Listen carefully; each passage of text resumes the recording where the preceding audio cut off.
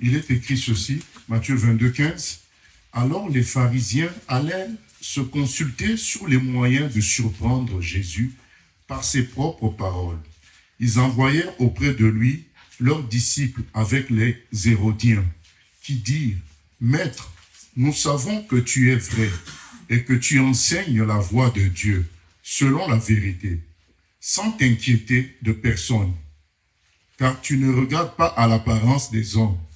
Dis-nous donc ce qui t'ensemble. Est-il permis ou non de payer le tribut à César? » Jésus, connaissant leur méchanceté, répondit, « Pourquoi me tentez-vous, hypocrite? Montrez-moi la monnaie avec laquelle on paie le tribut. » Et ils lui présentèrent un denier. Il leur demanda, « De qui porte-t-il l'effigie et l'inscription? » « De César, lui répondirent-ils. Alors il leur dit, « Rendez donc à César ce qui est à César et à Dieu ce qui est à Dieu. » Étonnés de ce qu'ils entendaient, ils le quittèrent et s'en allèrent. Rendez à César ce qui est à César et à Dieu ce qui est à Dieu. Voilà. Le thème de ce matin, c'est le système de Dieu. Je voudrais parler du système de Dieu. Et, en introduction, donc, nous avons lu ce texte où Jésus-Christ dit clairement qu'il y a un système du monde et il y a un système de Dieu. Il dit, rendez à César ce qui est à César, à Dieu ce qui est à Dieu. Les systèmes ne sont pas les mêmes. Il y a un système de César. Jésus ne nous dit pas de rejeter totalement le système de César, puisque c'était ça le piège. On veut l'amener à rejeter le système de César. Non. Faites votre part dans le système de César. Mais attention, faites votre part aussi dans le système de Dieu. Vivez selon le système de Dieu. Nous avons une part à faire dans le système de César. Par exemple, lorsque nous mangeons, nous sommes dans ce monde, il faut bien manger, il faut bien faire la cuisine. Nous avons une part à faire, payer les impôts. Nous avons des choses à faire dans le système de ce monde, qui est, par exemple, le fait de se marier. Ça fait partie du système de ce monde.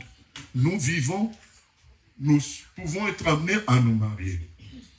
Et Jésus dit, il y a des choses à faire. Presque comme tous les hommes. Manger, aller à l'école, travailler. Comme tout le monde, vous êtes amenés à faire certaines choses liées à ce monde. Mais attention, la priorité, le plus important, c'est que vous rendiez à Dieu ce qui est à Dieu. Vous n'êtes plus des gens de ce monde. Il y a des choses à faire liées à César. Mais attention, le plus important, c'est rendre à Dieu ce qui est à Dieu. Et je voudrais exhorter par exemple, pour que nous comprenions que nous devions vivre selon le système de Dieu et non pas nous abandonner totalement dans le système de César. Il y a des choses à faire, mais attention, ne te laisse pas piéger par le système de César. Et la plupart des serviteurs de Dieu et des chrétiens chutent, s'éloignent de Dieu parce que ils n'ont pas accepté finalement le système de Dieu. Et ils veulent mélanger le système de César et de Dieu. Jésus n'a pas dit ça. Jésus a dit, faites ce qu'il faut par rapport à César, mais attention, vous avez aussi un côté à rendre à Dieu. Il n'a pas dit qu'on mélange les deux, qu'on puisse utiliser Dieu pour commencer à se soumettre à César. Ah non, il n'a pas dit ça. Il a dit tout simplement, il y a un temps pour tout et le plus important, c'est de vivre selon le système de Dieu. Lorsque nous avons été sauvés, le Seigneur nous a déplacés du monde. C'est écrit dans Colossiens 2, nous n'avons pas le temps pour lire tous les passages.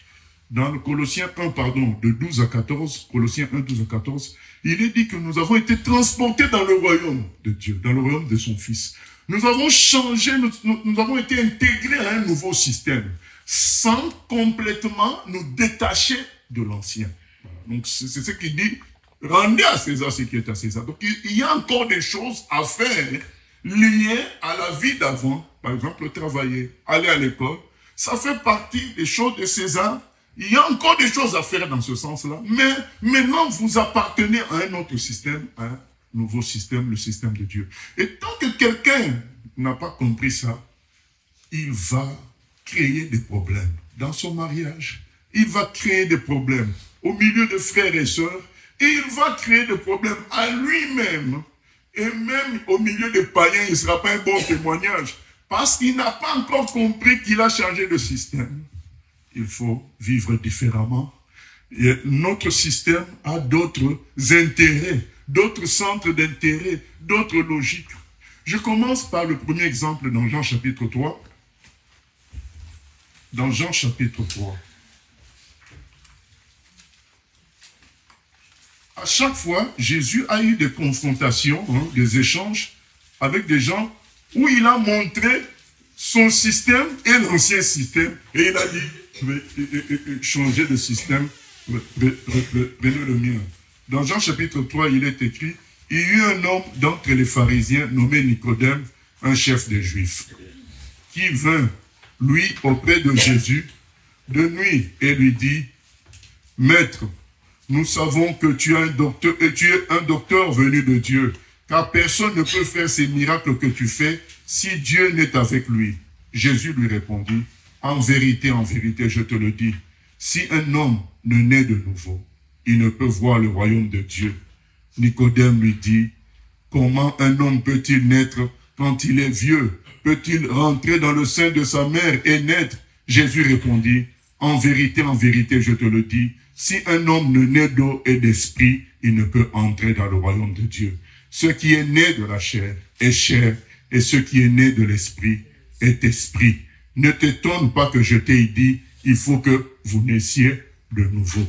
Le vent souffle où il veut, et tu en entends le bruit, mais tu ne sais d'où il vient, ni où il va. Il en est ainsi de tout homme qui est né de l'esprit. Voilà, première différence, grande différence, parce que c'est le début de tout. Donc, première différence entre le système de Dieu et le système de César, c'est le début. Dans le système de Dieu, c'est la nouvelle naissance qui fait de toi un enfant de Dieu. C'est un cadeau de Dieu. Mais dans le système de César, qu'est-ce qui fait de toi un médecin? Ce sont tes études. Tu réussis ton bac, tu réussis le concours d'entrée en médecine, tu réussis tes études, tu fais des stages et on t'accorde le diplôme de médecin. Vous voyez le processus. Et maintenant, il y a quelqu'un qui est un docteur. Donc, c'est quelqu'un qui fait des études sur la Bible, sur les choses de Dieu. Il a fait des études, il encadre des gens. C'est un professeur, en quelque sorte, des choses de Dieu, dans les études concernant les Écritures, concernant les choses de Dieu. Mais il vient voir Jésus la nuit, le cœur inquiet. Pourquoi inquiet? Parce que malgré toutes ses études, il n'est pas sûr de son salut. Il n'est pas bien. Parce que le Saint-Esprit est plus fort que notre propre logique qui peut nous considérer, nous-mêmes nous pouvons nous considérer comme les plus forts, les plus beaux, les plus droits. Mais un jour, il y a le Saint-Esprit qui nous montrera que nous ne sommes pas cela. Et cet homme n'est pas bien. Il se dit, peut-être Jésus va me donner un certain nombre d'études à faire pour... c'est comme un médecin qui est généraliste et il a un problème à gérer qui concerne peut-être les yeux. Et il se dit, ah ben tiens, il y a un ophtalmo qui est quelque part, qui est venu là, je vais aller le voir. Peut-être qu'il va me donner des conseils, quelques chapitres de plus à lire pour pouvoir gérer mon problème. Donc, il vient voir Jésus se disant, il va me donner peut-être quelques chapitres à lire, quelques conseils pour pouvoir comprendre davantage les choses et me sentir bien. Jésus lui dit, mon ami, c'est pas comme ça le système de Dieu. Ça, c'était le système d'avant, où il fallait faire beaucoup d'études, il fallait faire beaucoup de choses, ceci, cela, pour être considéré comme droit, comme étant sauvé. Dans le système de Dieu, c'est un cadeau. Désormais, c'est un cadeau. C'est la vie, la vie de Dieu qui vient du ciel, qui entre en toi et qui fait de toi une nouvelle personne. Il dit, il faut que tu deviennes une nouvelle personne par le miracle de Dieu. Donc, c'est là qu'il parle du vent. C'est un miracle. Le vent vient, tu ne sais d'où il vient, ni où il va. C'est un miracle. Le miracle de Dieu. Il dit, c'est fini. Désormais, c'est le miracle de Dieu qui sauve quelqu'un. Donc, c'est quand, dans la suite, il explique, ce miracle s'accomplit quand on croit en moi, en Jésus. Donc, quand on croit en Jésus, c'est là que ce miracle s'accomplit. Quand tu reconnais que tu es perdu, quand tu reconnais que l'homme n'est rien, quand tu reconnais que tu es faible, tu as besoin de salut, et tu cries à Jésus, c'est là que le miracle se produit. Il te sauve et il te crée de nouveau. Tu es une nouvelle personne. Bien aimé, c'est le début de tout. Parce que vous savez, beaucoup de problèmes qu'on a dans les églises, qu'on a dans les couples, qu'on a dans les familles, entre guillemets chrétiens, c'est dû au fait qu'il manque la nouvelle naissance. Quand le début est raté, la suite ne peut pas fonctionner. Vous savez, tu ne peux pas te glisser là, bébé canard, tu te retrouves au milieu de bébé aigle. Viendra un jour où l'histoire, les choses vont se corser parce que un moment, la maman aigle va t'élever dans les montagnes en hauteur. Ça fait qu'il y a à un moment donné, les mamans aigles laissent maintenant leur bébé aigle. Je ne sais pas s'ils les jettent, mais en tout cas, ils les laissent tomber. Elle les laisse tomber. D'une haute altitude, vous voyez, les montagnes, c'est haut. Et comme ça, en tombant, comme ce sont des aigles après tout, ils finiront par ces bébés-là par voler et apprendre à voler en même temps. Maintenant, imagine que toi, tu étais un bébé, un canton, tu t'es mis au milieu des aiglons. Et quand le jour arrive où on te laisse tomber du haut de la montagne, tu ne pourras pas voler. Tu n'as pas les capacités d'un aigle. C'est là, c'est ça qui se passe. Il se passe que beaucoup sont malheureux parce que, d'une certaine manière, ils sont venus en Dieu, mais ils n'ont pas saisi qu'ils ont changé de système. Ils ont changé de monde. Ils ont changé de royaume. Ils n'ont pas saisi ça. Et que dans notre royaume, les choses fonctionnent différemment. Ça ne fonctionne pas comme dans l'ancien royaume. Même s'il y a certaines choses encore à faire dans l'ancien royaume, mais nous ne sommes plus de ce royaume-là, nous sommes de notre monde, de notre royaume, de notre système. C'est ce système-là qu'il faut saisir. Et la première chose, c'est le début. C'est pas parce que quelqu'un décide d'arrêter la cigarette, d'arrêter avec l'impudicité et de devenir chrétien, dit je deviens chrétien, mais qu'il est chrétien, non. Tu es chrétien quand tu as reconnu que tu étais incapable de te sauver toi-même. Et que tu as dit, Seigneur, je veux être sauvé par toi, Jésus. Je veux te ressembler. Je veux devenir une nouvelle personne comme toi. C'est comme ça que le salut arrive. Quand quelqu'un accepte de tout lâcher. Mais il y a des gens qui disent, bon, je me convertirai quand j'arrêterai tel péché. Et il va arriver un jour, par sa propre force, il arrête tel péché, tel autre péché, et il vient et dit, je me convertis. Ça, c'est pas la conversion. La conversion est un miracle qui vient de Dieu. C'est-à-dire que dans ton péché même, tu dis, Seigneur, je n'en veux pas et je veux être sauvé.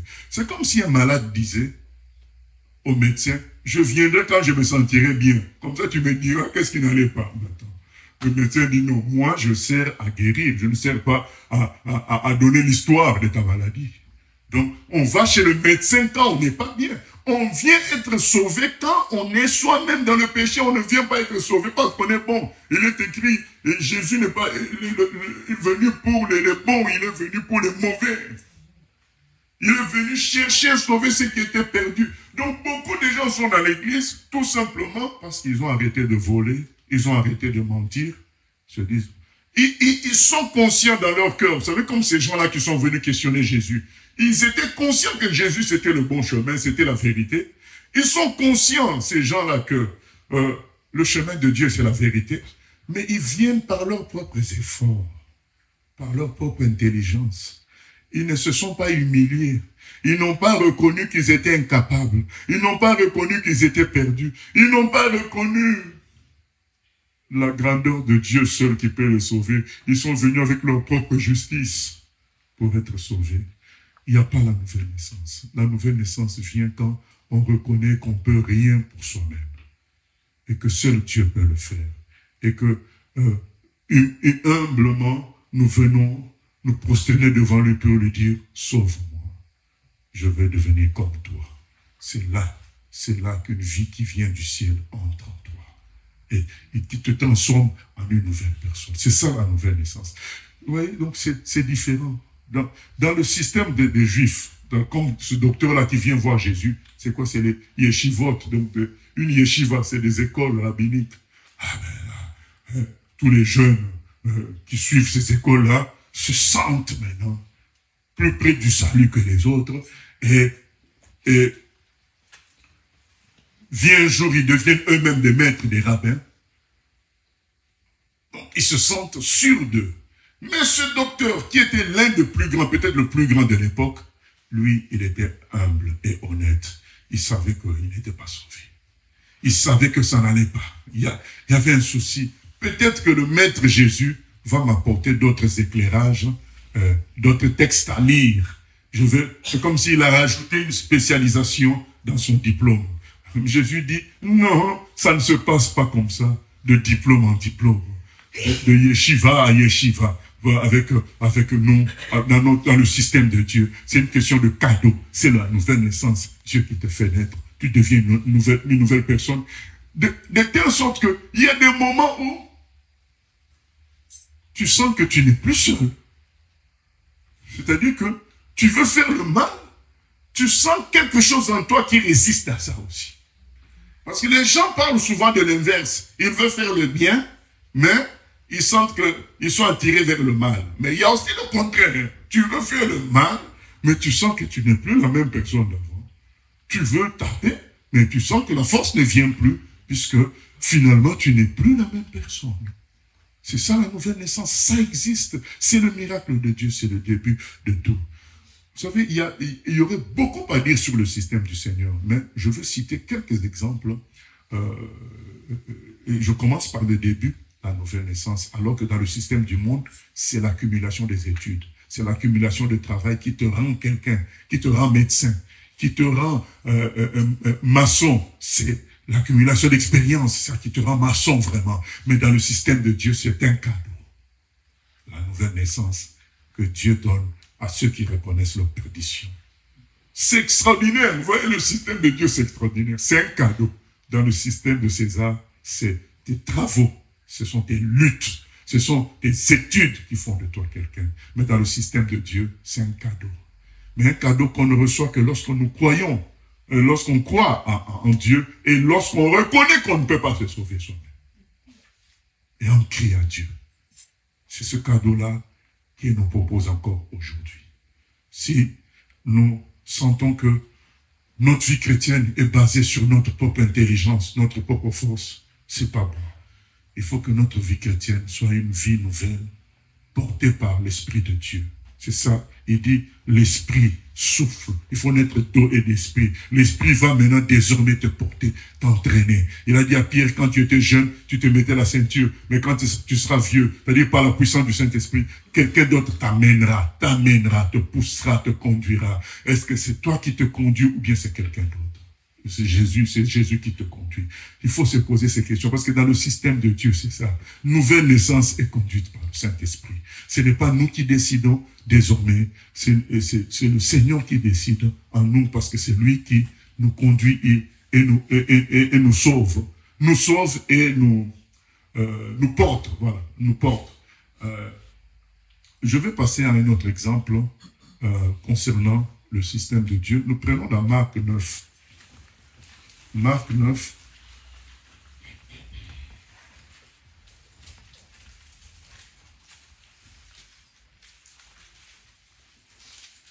Dans Marc 9, à partir du verset 14, il est écrit ceci. Lorsqu'ils furent arrivés près des disciples, ils virent autour d'eux une grande foule et des scribes qui discutaient avec eux. Dès que la foule vit Jésus, elle fut surprise et accourut pour le saluer. Il leur demanda, « De quoi discutez-vous avec eux ?» Et un homme de la foule lui répondit, « Maître, j'ai amené auprès de toi mon fils qui est possédé d'un esprit muet. En quelques lieux qui le saisissent, il le jette par terre. L'enfant écume, grince des dents et devient tout raide. J'ai prié tes disciples de chasser l'esprit et ils n'ont pas pu. » Race incrédule, leur dit Jésus, jusqu'à quand serai-je avec vous? Jusqu'à quand vous supporterai-je? Amenez-le-moi. On le lui amena. Et aussitôt que l'enfant vit Jésus, l'esprit l'agita avec violence. Il tomba et se roulait par terre en écumant. Jésus demanda au Père, « Combien y a-t-il de temps que cela lui arrive? » Depuis son enfance, répondit-il. Et souvent l'esprit l'a jeté dans le feu et dans l'eau pour le faire périr. Mais si tu peux quelque chose, viens à notre secours. Aie compassion de nous. Jésus lui dit, si tu peux, tout est possible à celui qui croit. Aussitôt le père de l'enfant s'écria, je crois, viens au secours de mon incrédulité. Jésus, voyant accourir la foule, menaça l'esprit impur et lui dit, esprit muet et sourd, je te l'ordonne, sors de cet enfant et n'y rentre plus. Et il sortit en poussant des cris et en l'agitant avec une grande violence. L'enfant devint comme mort, de sorte que plusieurs disaient qu'il était mort. Mais Jésus, l'ayant pris par la main, le fit lever. Et il se tint debout. Quand Jésus fut entré dans la maison, ses disciples lui demandèrent en particulier, « Pourquoi n'avons-nous pu chasser cet esprit ?» Il leur dit, « Cette espèce ne peut sortir que par la prière. » Voilà. Alors, deuxième élément sur le système de Dieu, c'est que rien n'est impossible à Dieu. Et tout est possible à celui qui croit.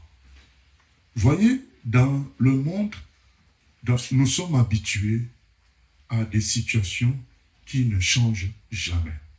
Un arbre qui a dévié, il ne sera jamais redressé.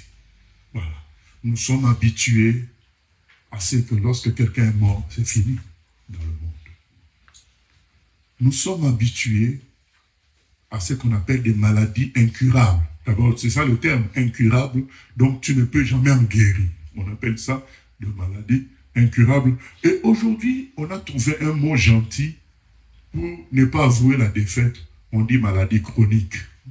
C'est-à-dire que ça permet aux humains de ne pas reconnaître qu'ils sont incapables. Parce que incurable voulait dire ce que ça veut dire. Ce n'est pas possible d'être guéri de ça. Alors ils disent maladie chronique. Comme ça, il n'y a pas le mot incurable. Mais quand chronique, ça veut dire que ça reste longtemps. Mais en réalité, c'est incurable. Et nous sommes habitués à ça. Nous sommes habitués à des situations qui durent 20 ans. Où quelqu'un est bandit pendant 20 ans. Vous avez beau faire ce que vous voulez, ça ne finit pas. Ou quelqu'un fume pendant 25 ans. Nous sommes habitués à des situations qui semblent impossibles à régler. Mais quelqu'un qui est dans le système de Dieu doit s'habituer, doit comprendre qu'avec Dieu, rien n'est impossible. Nous sommes habitués à des situations qui se font de la même manière. C'est-à-dire, un enfant vient, lorsqu'il y a un homme et une femme, nous sommes habitués à ça. Mais l'ange, lorsqu'il vient voir Marie, il dit à Marie, Marie lui dit, mais comment moi j'aurai l'enfant sans homme?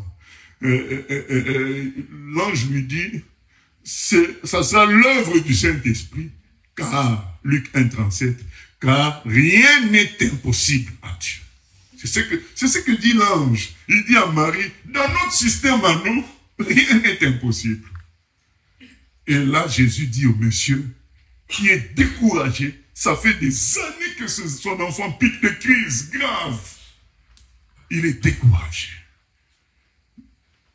Surtout quand les disciples de Jésus qui ont réussi à faire des miracles ailleurs n'arrivent pas pour ce cas-là. Il se dit, c'est fini pour mon enfant. Il est abattu. Jésus lui dit, rien n'est impossible. Tout est possible à celui qui croit. Voilà ce que nous devons apprendre du système de Dieu. Je vais donner un autre mot. Tu peux tout changer dans le système de Dieu. Parce que là, on ne dit pas Dieu. On dit tout est possible à celui qui croit. Tu peux tout changer concernant tes enfants, concernant ton corps, concernant la situation de ton pays. Ta prière peut tout changer. Parce qu'à la fin, les apôtres disent, mais comment on n'a pas réussi? Ce genre d'esprit ne sort que par la prière, le jeûne et la prière. Donc ça veut dire que dans le monde de Dieu, la prière a une puissance de changer l'impossible en possible.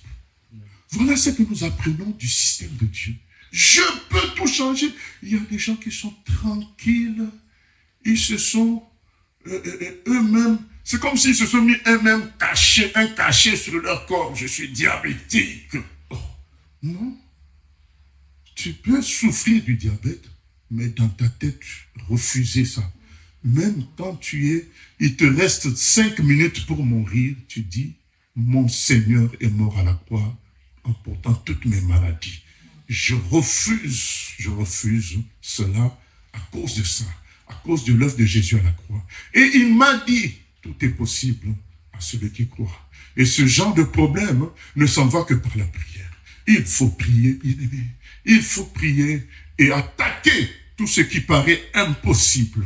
Il ne faut pas se donner le nom que le médecin te donne, que tu as une maladie chronique incurable. Il le dit, lui, mais toi, tu sais que Jésus a pris ça à la croix, tu sais que tout est possible. C'est toi, tout dépend de toi, parce que Jésus n'a pas dit Dieu. L'ange avait dit Dieu, rien n'est impossible à Dieu. Mais Jésus dit à cet homme-là, tout est possible à celui qui croit. C'est-à-dire que celui qui croit, lui, peut changer tout. Mais il suffit qu'il accepte de prier, de lutter dans la prière, de se battre avec ça. Vous savez, il y a une dame qui avait un mari mauvais. Elle était devenue chrétienne. Elle avait prié, mais le mari était toujours méchant, l'embêtait à la maison, toujours méchant. Et un jour, elle s'est réveillée avec une force parce que tout dépend de ce que toi tu veux. Parce que certains peuvent décider, mais je quitte la maison. D'autres peuvent décider, il vit sa vie, je vis ma vie. Chambre séparée, tout ce qu'on veut. Mais elle a refusé. Elle a dit, mais Dieu peut tout résoudre, non? Je ne veux pas manger jusqu'à ce qu'il me résolve le problème. Le 5e jour de son jeûne, le mari rentre à la maison, sans discussion, il est devenu une autre personne. Une autre personne. Le 5e jour du jeûne de la dame, le mari transformé par la puissance de Dieu. Mais c'est parce qu'elle a refusé la situation. Elle a dit, je peux changer ça par ma prière. C'est notre prière qui va faire la différence. Jésus dit, tout est possible à celui qui croit. Voilà ce que nous apprenons du système de Dieu. Tout est possible lorsque nous prions. Il faut... Vous savez, quand on connaît toutes ces choses, est-ce qu'on va être quelqu'un de colérique, en train de haïr quelqu'un, Non, parce que tu sais que tu peux tout changer par la prière. Tu sais que tu peux changer ton patron par la prière. Donc tu ne peux plus être haineux vis-à-vis de ton patron. Vous savez, beaucoup de mauvais comportements sont dus à la négligence du système de Dieu. Les gens, ils se sont convertis, mais ils ne comprennent pas le système de Dieu, comment ça fonctionne. Quel bouton appuyer? Vous savez, l'avion ne fonctionne pas comme une voiture. Quand tu deviens pilote d'avion, il faut que tu t'adaptes, que tu comprennes comment l'avion fonctionne. Il ne suffit pas qu'il y ait les roues qui fonctionnent. L'avion a des roues comme une voiture. Sauf que le but, ce n'est pas les roues seulement. Le travail de l'avion, ce n'est pas les roues. Il faut que tu comprennes que pour que l'avion vole, il faut que je gère aussi quoi? Les ailes. L'inclinaison des ailes. Ce n'est pas seulement la vitesse de l'avion. il y a l'inclinaison des ailes. Donc, quand tu changes de système, tu dois t'adapter. Et même, je peux vous dire, que pour passer d'un avion à l'autre, donc quelqu'un qui est habitué à conduire un 737, lorsqu'on veut lui donner un 767, eh bien, il doit faire 3 mois à 6 mois de travail pour s'adapter, puisque le système change. Pourtant, nous restons dans le monde des avions, mais puisque le système change, il doit s'adapter. Les boutons ne sont pas les mêmes. Et donc, c'est important. Donc, nous avons changé de système. Fonctionnons en fonction du nouveau. La prière, tout est possible. Jamais ne se laisser morfondre dans une situation négative et considérer ça comme chronique et incurable. Non, puisque tout est possible à celui qui croit. Je peux changer les choses. Quel que soit l'endroit, tout est possible à celui qui croit. Nous lisons un autre point de notre système dans Jean 14, 26. Bien sûr, moi, dans cette exhortation, l'idée, c'est de nous amener à parcourir tout notre système et fonctionner selon ce système pour que nous soyons heureux tout le temps. Parce que c'est quand tu sais comment ça fonctionne ton système que ça va couler et tu seras heureux tout le temps. Tu seras fort tout le temps. Mais, donc, je ne vais pas donner tous les points, mais je vais donner quelques points pour nous donner l'envie d'aller chercher d'autres points. Comment? Et puis d'y penser à chaque fois que nous sommes confrontés à quelque chose. Mais comment ça fonctionne dans notre système? Comment ça marche? Un exemple, comment dans notre système à nous on devient riche? Nous ne sommes pas dans le même système. Donc il faut savoir, dans le système des États-Unis, ça se passe comme ça pour les impôts et pour les entreprises. Mais en France, c'est pas pareil. Dans le système de Dieu, ça se passe comme ça. Comment? Il faut pour chaque chose que nous nous adaptions à notre système. C'est comme ça que nous aurons toutes les ressources et la paix qu'il faut, le bonheur qu'il faut. Dans Jean 14, 27, je crois, il est dit ceci. Je vous laisse la paix, je vous donne ma paix. Je ne vous donne pas comme le monde donne. Que votre cœur ne se trouble point et ne s'alarme point. Il dit, je ne vous donne pas ma paix comme le système du monde. Comme dans le système du monde. Comment on a une forme de paix? Ce n'est même pas la vraie paix. Comment on a une forme de paix dans le monde lorsque nous sommes premiers de classe? Là, on est bien. Lorsque nous sommes millionnaires, là, nous sommes bien. Lorsque nous sommes en bonne santé, c'est comme ça que le monde nous donne la paix. Promotion au travail. Une famille avec une femme, un mari correct et des enfants qui sont sages. J'ai une bonne famille, j'ai la paix. C'est comme ça que le monde donne la paix. Par ce que tu as, par la position que t'es conférée, c'est comme ça que le monde donne la paix. Lui dit, mais non, moi je vous donne pas ça de cette manière-là.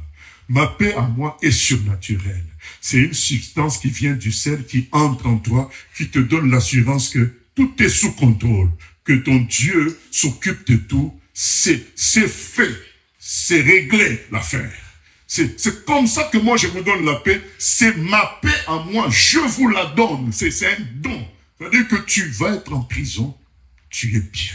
Je me rappelle, Richard Rembrandt racontait le cas d'un prisonnier quand il était en prison, qui se faisait frapper par les gardiens parce qu'il prêchait Jésus. Malgré les conditions difficiles, lui il parlait toujours de Jésus à tout le monde. Là. Et un jour, il était en train d'exhorter un groupe de détenus, de prisonniers. Ils étaient un certain nombre. Il exhorte, il parle, il est content. Ils l'ont vu, ils l'ont pris, ils l'ont amené dans la salle de torture. Ils l'ont frappé, torturé. Et quand on le ramène, on le balance dans la cellule à nouveau, là où il y avait les autres là. Et quand les gardiens partent, ils s'assoient et disent, mais je m'étais arrêté à où? Et il continue à prêcher. Voilà la paix que Jésus donne, que le monde ne peut pas donner. Parce que pour être dans la paix là, il faut être chez soi à la maison, avec un certain confort. Lui, il était en prison, frappé. Il venait d'être frappé pour ce qu'il faisait, prêcher Jésus, discuter sur Jésus. Et quand on le ramène, il dit, mais je m'étais arrêté où? Il continue à prêcher. Alors quand je lis de telles choses, je dis, mais c'est ça, ce sont ces gens-là qui rendent la parole de Dieu réelle. Je vous donne ma paix comme le monde ne peut pas donner. Parce que le monde donne la paix par la satisfaction, par l'acquisition des choses bonnes, par la tranquillité humaine où on est en sécurité quelque part protégé. Mais Jésus donne la paix. Là où il y a le feu, dans la fournaise, les amis de Daniel sont entrés dans le feu, ils avaient la paix. Daniel est entré dans la fosse au lion, ils avaient la paix. Et il avait la paix. Dieu donne le monde la paix selon son système. Ce n'est pas parce que c'est pas parce que je comprends tout à l'école. Je peux avoir des difficultés. Mais j'ai la paix que c'est Dieu qui m'a donné cette classe-là, cette école, cette formation. Et il s'occupera de moi. C'est ça la paix de Dieu. Ça ne dépend pas de la réussite. C'est une paix surnaturelle, une paix d'assurance, une paix sur laquelle tout est sous contrôle de Dieu. Et ça finira bien parce que Dieu s'occupe de moi. Il est le gardien d'Israël. Jamais il ne dort ni ne sommeille. C'est la paix de Dieu. Donc il faut que nous apprenions ces choses-là. Le système de Dieu. Je passe à un autre point. Mais comment vivre matériellement dans la réussite selon le système de Dieu? Mais nous avons, puisque nous n'avons plus beaucoup de temps, mais nous avons un garçon qui avait 5 pains et 2 poissons. Il y avait 5000 personnes. 5000 personnes qui avaient faim. 5000 personnes, plus de 5000 qui avaient faim. Et on cherchait qui va les nourrir. Les apôtres disent quoi? C'est impossible. Dans Jean chapitre 6, ils disent, mais c'est impossible. On ne peut pas nourrir autant de personnes, même puisque Jésus dit, nourrissez-les vous-même. Ouais. Jésus veut nous faire cultiver en nous la logique de régler l'impossible. Il dit, nourrissez-les vous-même. Mais ils disent à Jésus, mais c'est impossible. Il y a plus de 5000 personnes. Même si nous avions l'argent, pour payer pour ces gens-là, nous allons acheter la nourriture où? Même si nous avions l'argent, nous allons acheter la nourriture où? Et il y a un jeune homme qui dit, mais moi j'ai 5 pains et 2 poissons. Une proposition bête et inutile, selon notre intelligence. À quoi ça va? D'ailleurs, on a donné, il y a un apôtre qui a dit à Jésus, mais il y a un petit qui a 5 pains et 2 poissons, mais ça va servir à quoi pour tant de personnes? Jésus dit, faites asseoir les gens, donnez-moi les 5 pains. Il a multiplié, c'est devenu beaucoup plus de pain que pour la foule qui était là, au point qu'ils ont mangé. Il y a 12 paniers qui sont restés. Et là, nous voyons encore que Dieu peut rendre l'impossible possible. Et nous voyons une deuxième chose, que dans le monde spirituel, dans le système de Dieu, on devient riche quand on donne. C'est ça. Dans le monde normal, on devient riche quand on thésaurise, c'est-à-dire on accumule. Quand on accumule, c'est là qu'on devient riche. Et les riches, mon frère des États-Unis me disait toujours, tu sais, aux États-Unis, les riches sont riches parce qu'ils ne dépensent pas beaucoup. Ils ont des cartes de facilité dans tous les magasins. On leur réduit les prix partout. Moins ils dépensent, plus ils sont riches. Donc, dans le système du monde, c'est l'accumulation. Plus tu accumules, plus tu deviens riche. Et dans le système de Dieu, c'est le don. Plus tu donnes, plus tu vas récolter. Plus tu sèmes, plus tu vas récolter. Voilà, il faut connaître le système dans lequel tu es. Parce que si tu ne connais pas bien, tu vas retrouver. Vous savez, moi je suis pasteur, je connais beaucoup de situations. Vous savez que ce ne sont pas toujours les gens qui ont de bons salaires qui ont le moins de problèmes financiers. C'est le contraire. Je vous le dis en tant que pasteur. Parce que ce n'est pas le salaire qui donne l'aisance financière. C'est Dieu. C'est Dieu qui pourvoit. Ce ne sont pas toujours Et même là où vous travaillez, vous allez voir les gens qui touchent plus que vous, avoir plus de problèmes que vous. Des problèmes de dette, des problèmes de crédit, des problèmes de ceci. Mais vous qui êtes chrétien, qui êtes porté par Dieu, mais curieusement, vous n'avez pas de dette. Curieusement, vous n'avez pas la corde au cou. Puisque certains, vous apprenez qu'il s'est suicidé. Il s'est suicidé pourquoi? Parce qu'il ne peut pas tout rembourser, il a des problèmes. Mais vous dites, oh, mais non, mais il a un salaire de 12 000 par mois. Oui. Mais ce n'est pas ça qui donne la vraie richesse. La vraie richesse, ça vient dans le Seigneur quand on donne beaucoup. Plus tu donnes, plus tu reçois, cela multiplié. C'est comme un investissement que tu fais à Dieu. Et dans le système de Dieu, on donne sans publicité. Mais quand tu donnes pour que les gens sachent, tu as tout perdu. Jésus dit, mais quand tu fais comme ça, ben, tu as déjà reçu ta récompense. Les gens savent, c'est la pub. Mais quand tu donnes, tranquillement, les gens, Dieu voit. Il a dit, ton Dieu qui voit te rendra. C'est le système de Dieu. Nous nous retrouvons dans le temple, dans Luc 21. Tout le monde donne quelque chose à Dieu. Il y a une dame qui donne 2 petites pièces. Mais Jésus dit, mais c'est elle qui a donné le plus parce que c'est tout ce qu'elle avait. Mais quand Jésus dit comme ça, est-ce que Jésus a besoin de l'argent des gens? Non. Jésus le dit pour nous intégrer à son système qui rend les gens riches quand ils donnent. Il y a un homme d'affaires américain qui donnait pas la dîme, donc 10%. Il donnait 90% de ses bénéfices. Mais en donnant 90% de ses bénéfices à Dieu, il ne faisait que devenir riche. Et Dieu lui donnait, il va dormir, il rêve, parce qu'il fabriquait des cabines de machines. Il rêve comment la nouvelle cabine va être et c'est ça qui va lui rapporter beaucoup.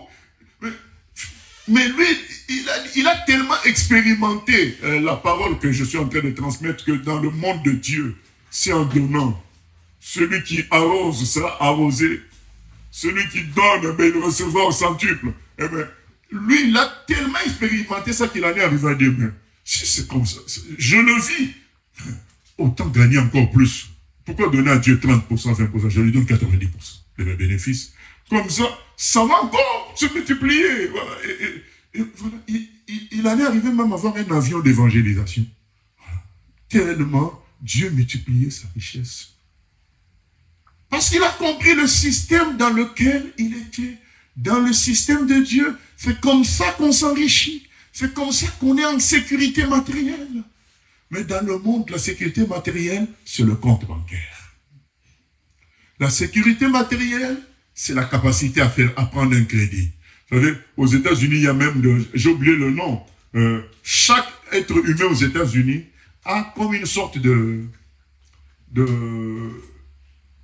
barème, enfin pas de barème, il a comme une sorte de papier, hein, de position de crédit. Donc, quand une banque veut savoir si elle doit te donner un crédit ou pas, elle consulte ce document-là, cette rubrique-là, qui montre que tu es bien avec le crédit, tu peux... Voilà. Les gens aiment toujours que dans ce truc-là, ils aient une bonne position. Quand quelqu'un a une bonne position dans le crédit, il est content. Il sait qu'il peut emprunter, on va lui donner sans problème. Mais dans le monde de Dieu, c'est pas ça. Dans le monde de Dieu, c'est celui qui est l'ami de Dieu qui est tranquille.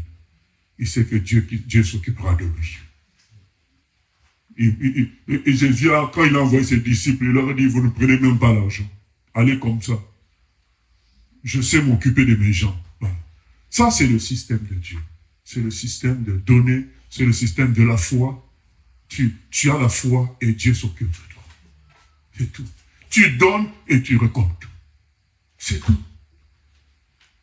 Quand quelqu'un a compris ça, mais il est tout le temps béni. Il est tout le temps riche. Riche, ça ne veut pas dire qu'il a un compte bancaire rempli, mais il a toujours ce qu'il faut. Donc quand il a besoin de vêtements, il a. Quand il a besoin de nourriture, il a. Quand il a besoin de se déplacer, il a. En fait, il est riche tout le temps. Il est tout le temps bien, sans avoir un gros compte bancaire, parce que c'est quelqu'un qui sait vivre dans le système de Dieu, qui sait donner, qui sait reconnaître ce que Dieu a fait pour lui. C'est ça le système de Dieu. Il y a tant à dire sur le système de Dieu. Nous lisons dans Romains 12. Un autre passage qui parle vraiment du système de Dieu, c'est celui-là. Romains 12. Et nous dit beaucoup de choses sur le système de Dieu. Notamment, à la fin, quand c'est dit, verset 20, « Mais si ton ennemi a faim, donne-lui à manger. S'il a soif, donne-lui à boire. Car en agissant ainsi, tu amasseras des charbons ardents sur sa tête. Ne te laisse pas vaincre par le mal, mais surmonte le mal par le bien. » Amen. Ne te laisse pas vaincre par le mal, mais sois vainqueur du mal par le bien. Aime ton ennemi. Voilà notre système. Notre système est celui-là. Dans notre système, on aime les ennemis. Dans le système du monde, on déteste les ennemis. Maintenant, toi, tu changes de système, tu continues avec les valeurs de l'ancien système. Ça ne peut pas aller. Il y aurait un problème, d'où la dépression chez beaucoup, d'où les complications chez beaucoup, parce qu'ils veulent, alors qu'ils sont dans le système d'amour, haïr. Il y a un conflit qui se fait en eux, et ils ne sont pas bien. Ils sont malheureux, et ils sont en colère contre les gens qui leur font des problèmes, parce que ils sentent bien qu'ils sont plus bien, parce qu'ils les détestent, alors qu'ils devraient les aimer. Parce qu'ils n'ont pas accepté le système de Dieu. Il faut accepter le système de Dieu. Dans notre système, la victoire s'obtient en aimant, pas en détestant. C'est curieux, mais c'est comme ça. Tant que tu n'as pas compris ce système-là, tu ne vas pas gagner. Quand il dit, soyez vainqueurs du mal par le bien, c'est ça. Il faut gagner sur le mal. Mais on ne gagne pas sur le mal en tuant, en se vengeant. Il y en a qui sautent de joie quand ils apprennent une mauvaise nouvelle sur quelqu'un qui leur avait fait du mal. Quand maintenant, on apprend que lui aussi, le mal lui est arrivé, on se dit, ah, c'est pas notre système. Ça ne fonctionne pas comme ça. Nous, quand on apprend que quelqu'un souffre, on doit prier pour la personne. On ne doit pas dire, ah, voilà. Non. On doit prier. On doit dire, ah, il n'a pas écouté. Seigneur, révèle-toi à lui, qu'il comprenne maintenant cette fois-ci, qu'il change. Alors, on n'est pas là, sauter de joie quand quelqu'un souffre. Non, ce n'est pas notre système. Dans notre système, c'est l'amour. On aime, nous devons aimer les gens qui nous font du mal. Nous devons les bénir et prier pour eux. Nous avons changé de système. Prenons ce qui est de notre système. Il y a beaucoup à dire sur le système du Seigneur, mais tout est là dans Romains. Beaucoup de choses sont là dans Romains 12. Au verset 18, s'il est possible, autant que cela dépend de vous, soyez en paix avec tous les hommes. Ne vous vengez point. Tout est dit. Verset 15, réjouissez-vous avec ceux qui se réjouissent, pleurez avec ceux qui pleurent. Ayez les mêmes sentiments, verset 16, les uns vers les autres. N'aspirez pas ce qui est élevé, mais laissez-vous attirer par ce qui est humble. Ne soyez point sages à vos propres yeux. Dans notre système, c'est quand tu es petit que tu as de la valeur. C'est ça notre système. Dans le système du monde, c'est quand tu es fils du président. Quand tu es ministre, c'est là que tu as de la valeur.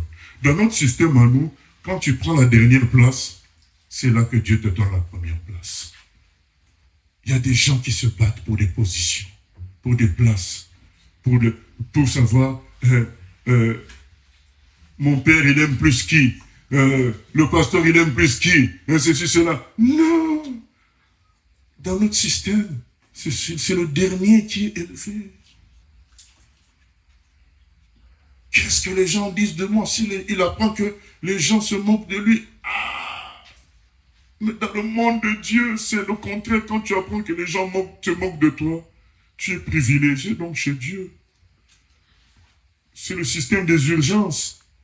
C'est le plus malade qui est reçu en premier aux urgences. Dans le système de Dieu, c'est le plus petit qui est considéré. C'est le plus faible qui est élevé. Et donc quand nous nous retrouvons dans cette position de faiblesse, de maladie, mais nous devons nous réjouir, dire, oh tiens, je suis en première ligne, en première place pour accéder au bienfait de Dieu. C'est cela. Bien, mais il faut comprendre ces choses-là. Nous avons changé le système. Dans notre système, tu peux évoluer sans grand compte bancaire. Les choses ont changé. Nous marchons maintenant par la foi. Nous ne marchons plus par la vue. Dans notre système, dans Psaume 112, 7, c'est écrit, le juste ne craint pas les mauvaises nouvelles. Dans notre système, le frère Paul dit, dans 2 Corinthiens 12, il dit, maintenant je me réjouis dans ma faiblesse, puisque dans notre système, Dieu lui a dit, quand tu es faible, que ma puissance se manifeste chez toi. Ah, Paul, quand il apprend ça, il dit, mais maintenant je préfère être faible. Mais tu vas voir des gens qui veulent être toujours les plus forts, les meilleurs. Mais non. Dans notre système, on nous dit, accepte d'être le dernier. Et pour Dieu, sois dernier. Et il est écrit, Dieu, lui, te mettra en premier. Mais tous ceux qui veulent se mettre en premier dans notre système, c'est écrit que ceux qui se lèvent sont rabaissés. Nous avons changé de système, entrons dans cela. Dans notre système, on ne force personne. Dans l'ancien système, on forçait les gens. Dans notre système, à nous, c'est le règne de l'amour. Je fais les choses par amour pour Dieu, sans être forcé. Parce que je lui suis reconnaissant. Le frère Paul est devenu fou pour Dieu. Parce qu'il ne savait pas comment manifester sa reconnaissance après un si grand salut. Lui qui était le persécuteur de l'Église, le méchant qui faisait souffrir les chrétiens. Il rencontre leur chef sur le chemin de Damas. Il se dit, ah, c'est fini, il va régler mon compte. Jésus lui dit, non, je te sauve, je fais de toi mon serviteur. Ça a dépassé Paul. Il est devenu fou. Il a vécu sa vie, une vie à 100% pour le Seigneur, une vie de reconnaissance.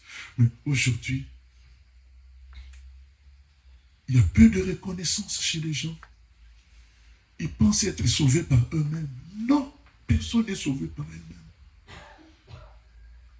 Dans Luc 7, il y a une dame qui vient pleurer auprès de Jésus et il suit les pieds de Jésus. Dans Luc 7, 36 jusqu'à la fin, elle prend ses cheveux, elle le suit les pieds de Jésus après les avoir trempés de ses larmes. Et le chef de la maison dit, oh, quand même, Jésus se dit saint prophète. On dit de lui qu'il est un prophète saint.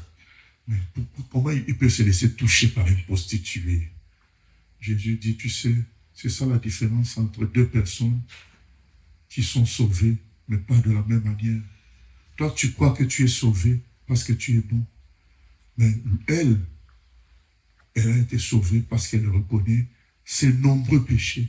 C'est pourquoi elle est remplie d'amour. Elle sait qu'on l'a sauvée de nombreux péchés. Mais toi, tu considères qu'on t'a sauvé que de peu de péchés.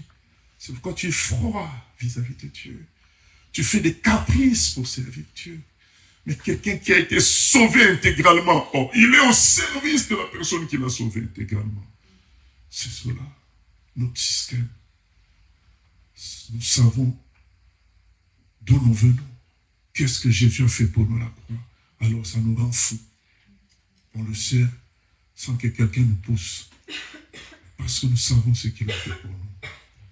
C'est ça le système de Dieu. C'est pas... Il n'y a pas de titre pour être élevé, de fonction, de fonction pour ceci ou cela. Non, c'est la reconnaissance. Je ne fais pas pour avoir une fonction, pour avoir un titre. Mais j'aime mon Dieu parce qu'il m'a sauvé de la plus belle manière qui soit. Il a donné son Fils pour moi. Quel grand salut. C'est ça le système de Dieu. Il y a beaucoup à dire, mais je vous dis qu'il faut que nous comprenions dans quoi nous sommes. Si tu ne sais pas dans quoi tu es, tu vas faire n'importe quoi. Tu vas être malheureux. Il faut que nous comprenions. Dans notre système, comment on devient riche, comment on est matériellement couvert. Il faut que nous comprenions tout ça. Quand tu joues à un jeu, il faut comprendre les règles du jeu. Il y a le jeu de dames normal. Nous, on a joué aux dames. Il y a le jeu de dames normal où tu cherches à éliminer tous les pions de l'autre.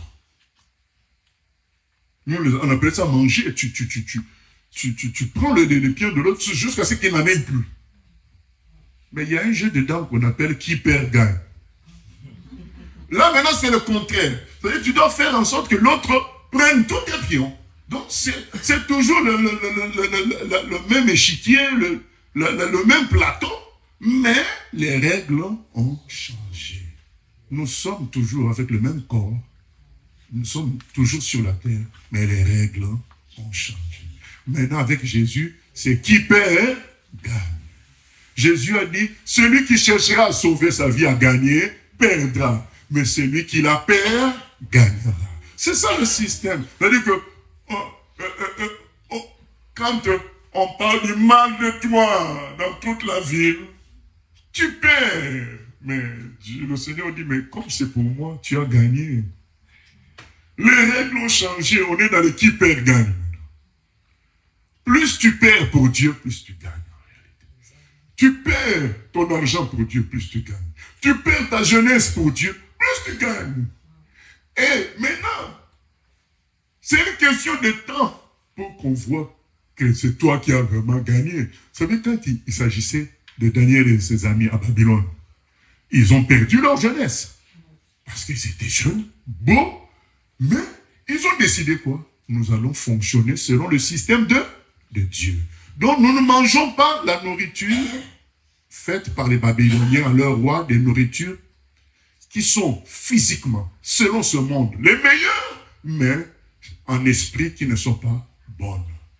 Nous allons manger la nourriture simple, légumes, le pain et de l'eau. Oh! Qui c'est qui perd en ce moment? C'est eux. Et le chef leur dit, mes amis, je comprends que vous voulez faire ça pour votre Dieu, pour votre pureté. Mais regardez, les autres jeunes, eux, ils vont manger la belle nourriture. Ils vont être forts et beaux. Vous allez maigrir avec ce que vous me proposez comme programme de nourriture, d'alimentation. Daniel a dit quoi au monsieur? Laisse-nous 10 jours. Après 10 jours, tu vas comparer entre nous et les autres qui ont mangé la nourriture de la table du roi. Et tu jugeras, bien-aimé. Pendant que nous perdons, ça semble que nous perdons. Il faut accepter ce temps. Disons-nous dans le cœur, 10 jours. Après 10 jours, on verra. Le temps montrera que celui qui a choisi le système de Dieu, il a raison. C'est le temps. Au début, il semblera perdre. Celui qui vole, qui s'enrichit au travail, vous êtes à 2. Il y a une de nos sœurs qui était au travail, elle voyait les autres voler, s'enrichir. Elle ne volait pas. Elle refusait. Mais, un jour, les gens ont sorti les caméras. Les films de tout ce que les gens volaient. Donc, elle a été sauvée comme ça. Pendant que les autres volaient au travail, ils pensaient que la caméra ne filmait pas. Ils étaient hors vision de la caméra. Elle restait avec son salaire tranquille.